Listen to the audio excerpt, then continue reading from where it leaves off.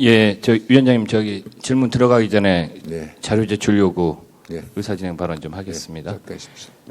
저희 국토부 차관님, 예, 네. 지금 월요일서부터 계속 우리 저기 SOC 대폭 삭감에 관련해서 질의 응답 중에 자꾸 이제 예산 현액은 예산액하고 2월액을 포함한 거다 이렇게 해갖고 2월액이 있어갖고 사업 물량이나 예산 지원이 크게 줄지 않았다 이렇게 계속 말씀하고 계시는 거잖아요. 2월액이 있으니까. 다시 한번 말씀을 드리면 아니요. 제가 그러게 가지고 제가 지금 의사진행 발언하는 거니까요. 자료 제출만 해주세요. 네. 자, 그러니까 이게 이제 2월액이 있으면은 예산이 줄어도 크게 문제가 되지 않는다 이런 논리인 것 같은데, 자, 제가 말씀드릴게요. 이제 국토부에서 제출한 그 예산안 설명 자료 있지 않습니까? 네. 네, 거기에 기재된 개별 사업별로요 실 집행 기준으로 2016년도 예산액, 전년도 2월액, 다음 연도 2월액, 실 집행액, 불용액 주시고요. 2017년도 예산액, 전년도 2월액, 다음 연도 2월액 예상액, 실 집행 예상액, 불용 예상액, 그리고 2018년도 예산액을 작성하여 제출하시되요. 80% 이하 실 집행 예상 사업 이것에 대해서는 좀 별도 표기해서 좀 제출을 해주시기 바랍니다. 자, 그 자료 바탕으로 해가지고 개수조정 소위에서 심도 있는 논의를 할 테니까요. 가급적 이번 주 내에 제출 꼭 해주십시오. 자, 네, 알겠습니다. 저기 예결위 수석 전문위원 있어요? 네. 예, 저기 국토부 자료 받아가지고요. 소위 책자에 포함해 주십시오. 한번 국토부 예산 제대로 한번 좀 따져 보시자고요. 이상입니다. 네. 자, 이제 질의 시작하도록 하겠습니다. 저기 부총리님. 예. 자, 우리 저기 장관님들 답변 중에 네 검토하겠습니다 이렇게 계속 하는데 이거 긍정으로 받아들여야 됩니까? 부정으로 받아들여야 돼요? 자, 부총리님 어떻게 받아들이세요? 뭐 검토하겠다는 거니까 검토 결과에 따라서 뭐 긍정적일 수도 있고 그렇지만 의원님들이 주시는 말씀이니까 뭐 가급적 예, 저희가 뭐 진지하게 검토하겠다는 그런 뜻으로 이해해 주시면 좋을 것 같습니다.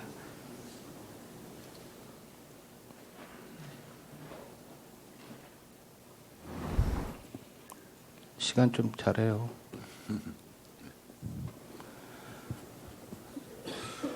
아, 참. 이름까지. 자, 환경부 장관님 어디 가셨어요?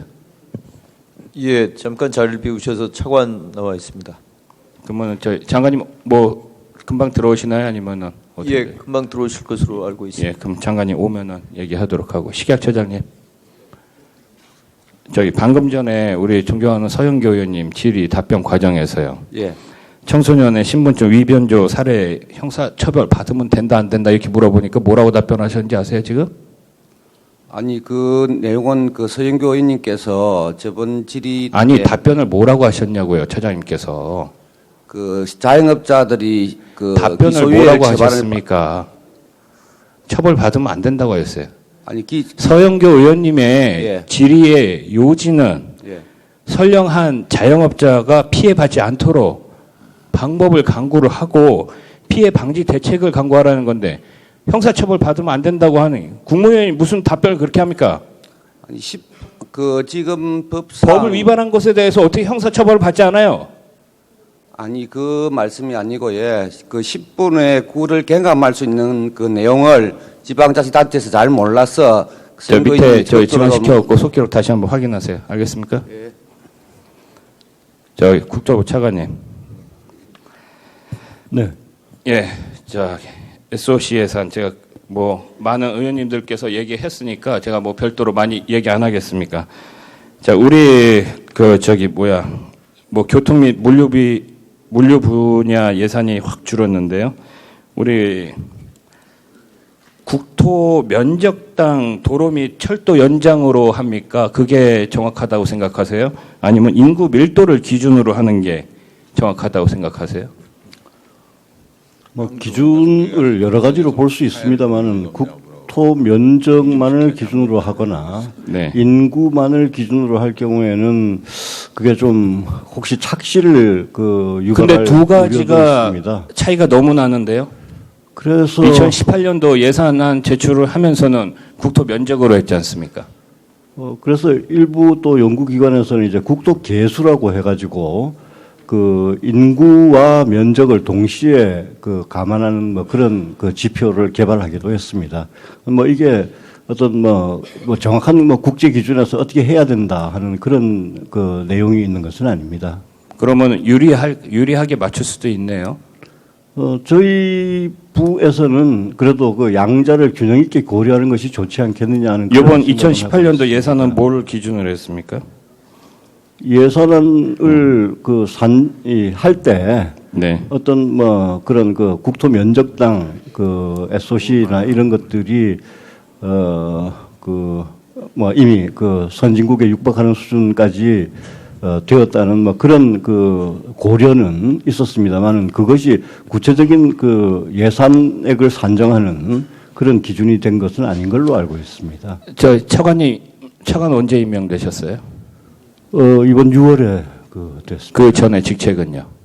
기획조정실장을 했습니다. 자, 기조실장 할 때 네.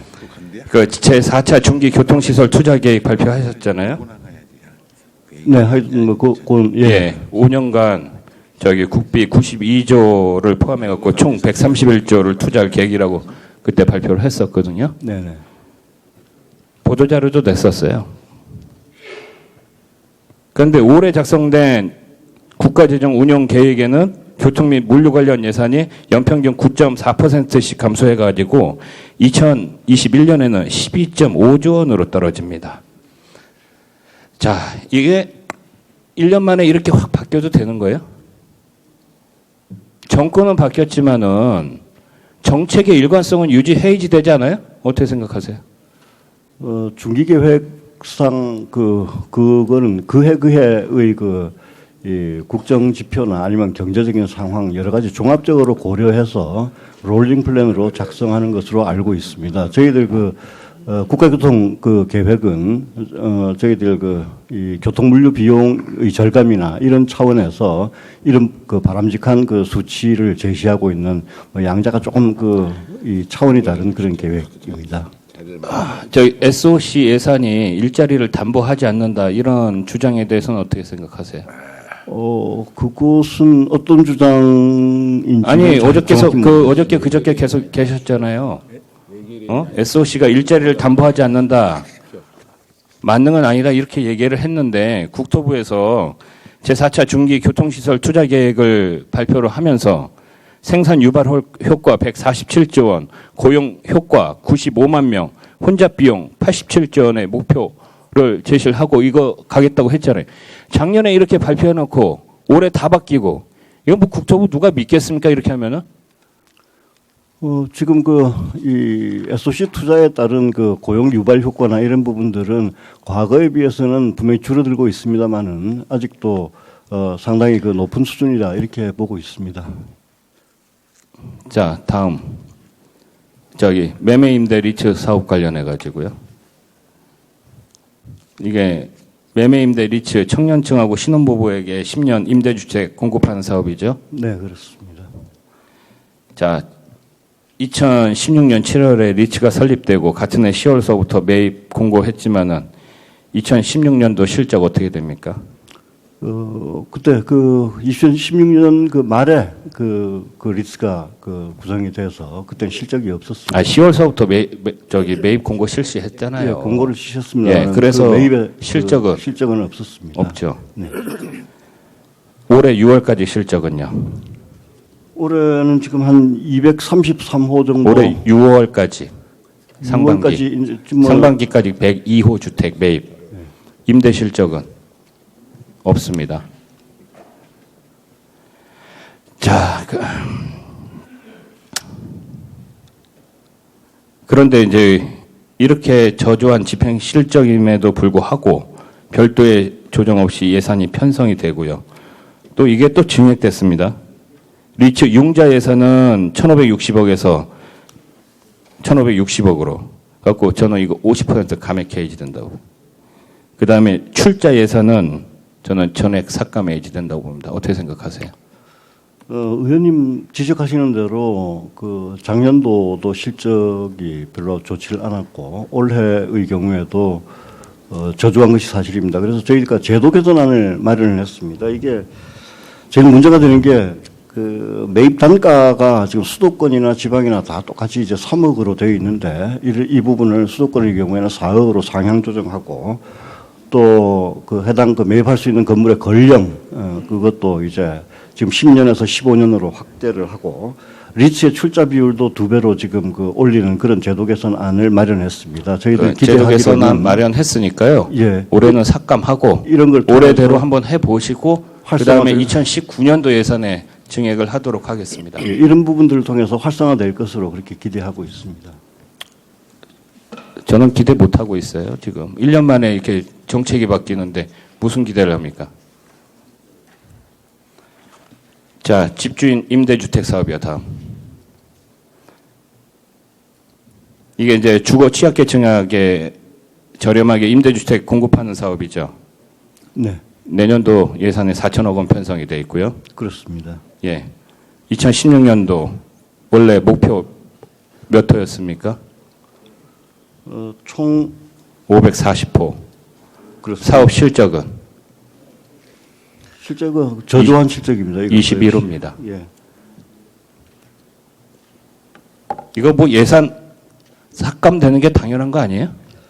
이 부분들도 그래서 저희들이 그 임대료 같은 것도 지금 그 일부 상향 조정을 하고 지금 현재는 원룸밖에 허용을 안 하고 있습니다. 이걸 이제 투룸까지 그 허용하는 걸로 하고 융자 한도도 지금 2억에서 3억으로 그 올리는 등의 그 제도 개선을 해서 지금은 그 계획이 올해 그 1000가구 계획으로 돼 있는데 현재 855가구가 그 신청이 돼 있는 그런 상태입니다. 자, 건설 개량형도 있고 매입형도 있고 융자형 사업이 있네요. 네, 다양하게 있습니다. 뭐 저희 건설 개량형 같은 경우는 뭐 차관님 의견 존중할 수도 있겠습니다. 하지만 저희 매입형하고 융자형, 매입형 400억, 융자형 2,500억 전액 삭감해야지 됩니다. 이거.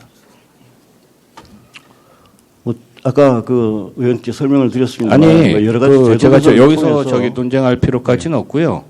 아니면은 소위에서 한번 다시 한번 얘기하셔도요. 그렇게, 예, 알겠습니다. 매입 실적이 없는 건 인정하시는 거잖아요. 지금 현재 그 저조한 것은 사실입니다. 예, 그렇지만 알겠습니다. 그 부분들 때문에 알겠습니다. 아까 예. 제도 개선을 말씀을 드렸던 겁니다. 자, 한 김에 하나 더 합시다.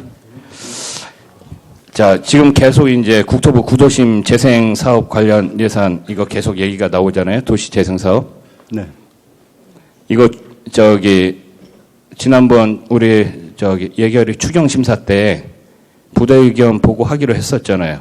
타당성 검증 결과와 구체적인 사업 계획. 네. 아니 상임위하고 예결위에 보고하기로 부대 의견 달았는데 보고 안 했잖아요. 아니 보고했어요 안 했어요? 그것만 얘기하세요. 시간 없는데. 그 도시재생과 관련해 가지고는 뭐 바로 다시 그 챙기도록 하겠습니다. 부대 의견 그게 지금 시일이 좀 촉박해 가지고 아마 조금 시간이 걸리는 것 같습니다. 아니 그러니까 이게 지금 저기 내년도 예산만 1조 423억 원 들어가고 향후 거의 뭐 50조까지 들어가는데 이렇게 급하게 추진하면 안 됩니다.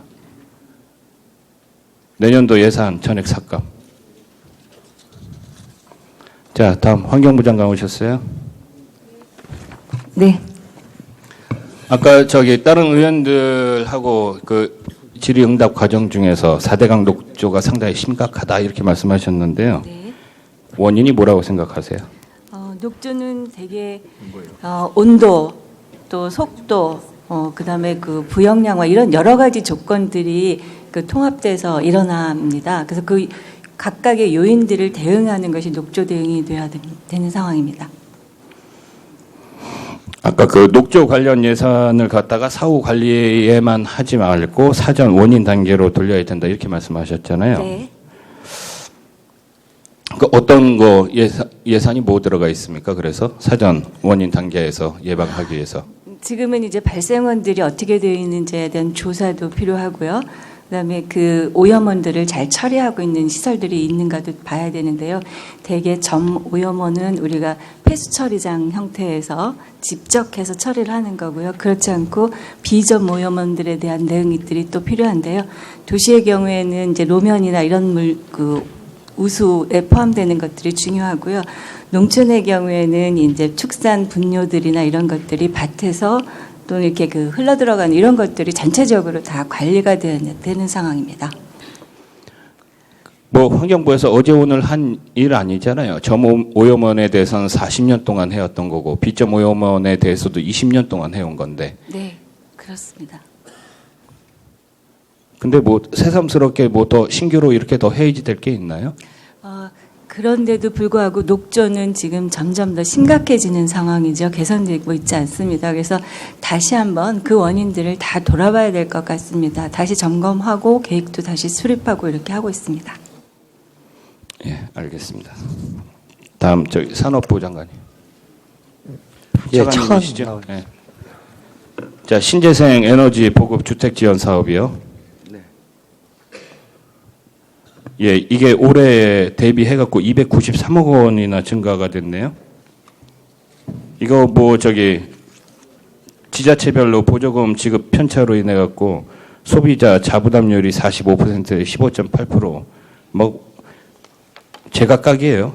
부담액도 최대 200만 원까지 차이가 나고. 자, 이게 뭐 특정 지자체에 과도한 혜택이 돌아간다. 이거에 대해서 한 말씀 해보세요. 예, 전체적으로 국고에서 보조 나가는 거는 일정 비율로 나가고 있는데요. 각 지자체별로 이게 보조해 주시는 그 비율들이 좀 달라서 그거에 따라서 좀 차이가 나는 걸로 파악을 하고 있고요. 저희도 그 지금 의원님 말씀하신 그런 부분에 대한 문제점을 좀 개선하기 위해서 어떤 지자체 단위에서 그 보조 비율을 어떻게 좀 균형화시킬 수 있는 그 가이드라인 같은 거를 저희가 만들어서 그렇게 해서 좀 협의를 해보려고 하고 있습니다. 이 저기 설치비 지원 사업하고 태양광 대여 사업 차이가 뭐예요?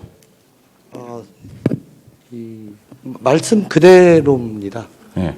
설치를 하는 경우에 저희가 50%까지 이렇게 지원해 주는 그런 제도가 있고요. 또 대여하는 또 사업이 있고 그렇습니다. 예, 우선 넘어가고요. 그 다음에 이제 저 신재생 에너지 보급 융복합 지원 사업 관련해서요. 네. 자, 이게 올해 대비 또 427억 원이나 증가했어요. 그래갖고 총 590억 원으로 편성이 되어 있네요. 네. 자, 근데 이 융복합 지원 사업은 신재생 에너지 보급 지원 사업의 일부 아닌가요, 이거? 예. 중복되는 거 아니에요? 예. 보급 사업 중에요. 예. 이 가정에 대한 개별 단독 주택에 대한 게 있고요. 예. 또 건물에 대한 게 있고, 그리고 이제 지역 차원에서 지역 지원이라는 게 있고, 지금 의원님 말씀하신 융복합 지원은 지자체가 좀 중심이 돼서 이 컨소시엄 형태로 이루어져서 그렇게 해서 이루어지는 2개 이상의. 자, 이것도 똑같습니다. 지자체별로 아주 널뛰기 하고 있어요. 편차가. 지원 편차가. 요 두 사업에 대해서 저희 의원실로 갖고 설명해 주세요. 예, 제가 그렇게. 설명이 납득이 안 되면은 예, 설명드리도록 올해 하겠습니다. 증가분 전액 삭감입니다. 예, 그렇게 하겠습니다. 예. 자, 그다음에 하나 더 하던 석탄 비축 사업 관련해 가지고요. 저희 산자부. 올해 국내 무연탄 14만 톤 구입할 예정이죠. 구매할 예정이죠. 예. 그렇게 갖고 신규로 10억 원을 반영을 하겠다는 건데 이게 뭐 문재인 정부 탈원전 얘기하고 있는 와중에 무연탄 비축하겠다는 거 그 무슨 뜻이에요? 제가 잘 이해가 안 돼 가지고. 예, 기본적으로 지금 무연탄에 대한 수요가 줄어서요. 예. 초과 공급이 일어나고 있고요. 사실 지방의 탄광에서는 그렇다 그러면 탄광의 그 생산을 줄여야 되는, 수급을 맞추기 위해서는 줄여야 되는데 그 차원에서는 어떤 지금 광부들이나 이런 거에 대한 그 고용 감소, 이런 굉장히 좀 지역적인 큰 문제가 생길 수 있는 그런 상황이고요. 주로 그런 어느 걸, 쪽에 많이 예, 해소하기 위해서 예. 생산량을 어느 정도 합리적인 수준으로 좀 조정을 하면서 그 생산량들을 지금 비축 사업이 많이 줄어져 있기 때문에 비축 형태로 조금 좀 구매를 해주는 그런 사업이 되겠습니다. 그래서 10억 원이 필요하다 이런 얘기인가요? 예, 저희는 한 14만 톤까지 할 수 있는 정도의 예산을 비축 사업 목적이 좀 명확치가 않은데 이것도 설명해 주세요. 예, 그렇게 하겠습니다. 네. 다음 해수부 장관님. 예, 예. 그 청년 어업인 영어 정책 자금 관련해서요. 예, 이게 뭐 40세 미만 어업 창업자한테 연 100명에게 1인당 월 100만 원 주는 거죠. 예, 그렇습니다. 2018년도 6억 400만 원 편성이 됐네요. 예, 지원 대상 40세 미만이고요. 예. 연평균 40세 미만 귀여인이 한 몇 명 정도 됩니까? 최근 3년간 한 평균 200명 정도 됩니다. 네. 그러면 한 100명이면 절반 규모네. 그렇죠? 비공식적인 또 영어 귀농 귀여자가 있어서 통계청 통계로만 200명이 잡히고 있습니다.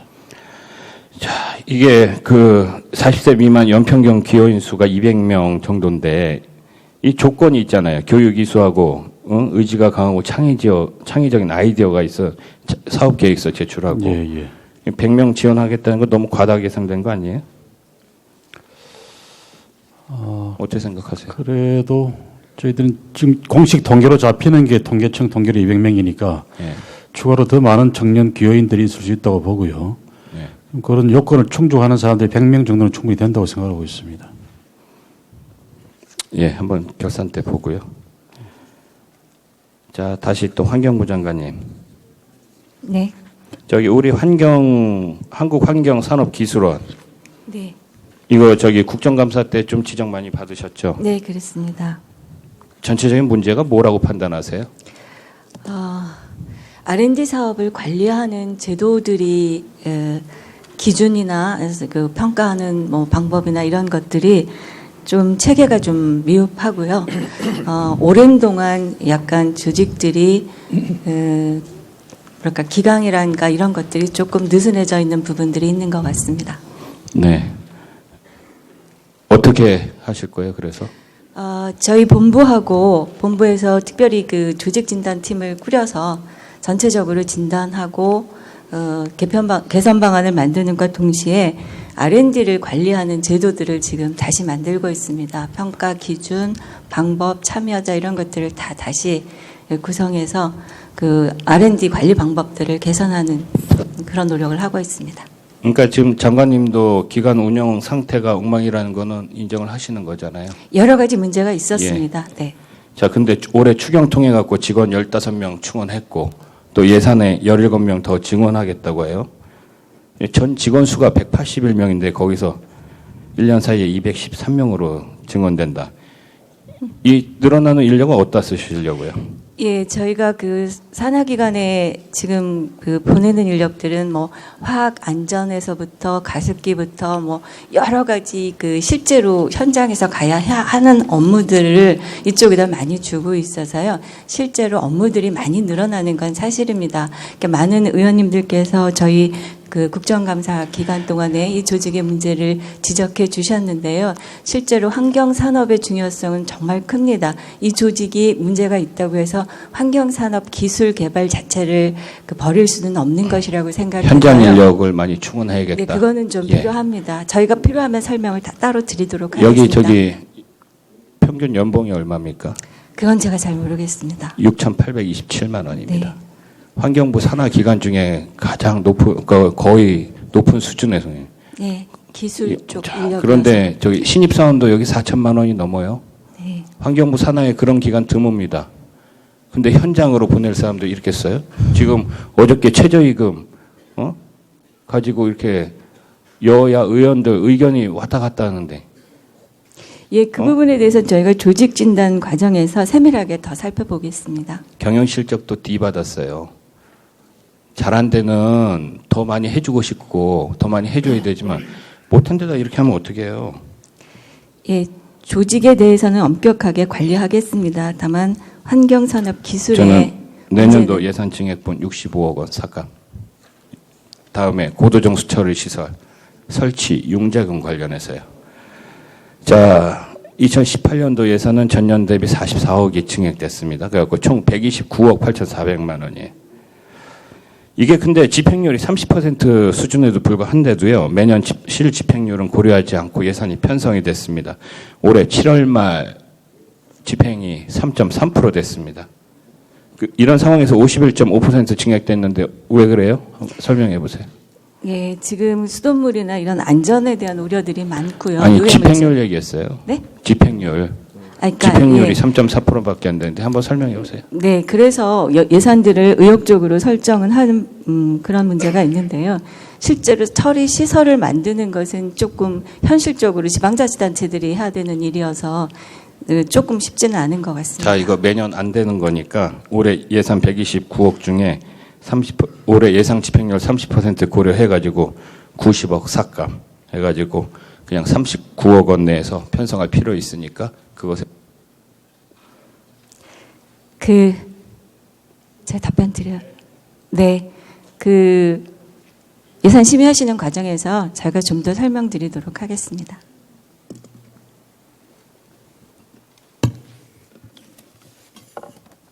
우리 김성원 의원님 훌륭한 질의하시느라 수고하셨습니다.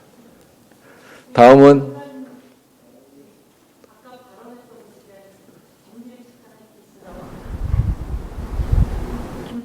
님하고 식약처장 관계 속에서 있었던 발언 중에 제가 잠깐 정리할 게 있어서 잠깐 정리 좀. 뭐 의사진의 발언이 되겠네요. 네, 짧게 예. 해주시죠.